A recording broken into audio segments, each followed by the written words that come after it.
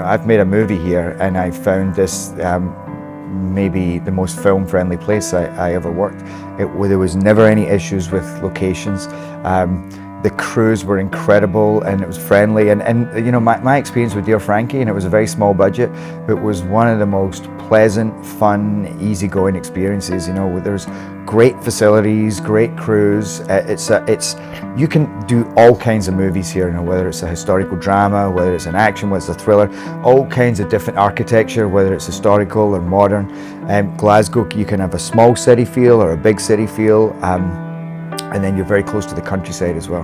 And in terms of logistics, it's actually not a huge city, but you can have if you go into the centre of Glasgow, it feels like a big city, but it's easy to get across. You know, you're not going to get stuck in ridiculous traffic jams like working in London. It always took me an hour to an hour and a half to get to work. Even in America, that's the same situation. I just made a movie in New York, and traveling is just a nightmare. You don't get that here.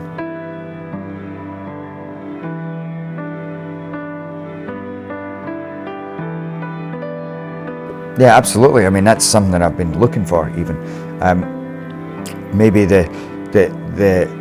as I said before, one of the best times I ever had making a movie, and one of the films that I'm maybe most proud of because it was a tiny film, but it meant so much to so many people, is Dear Frankie.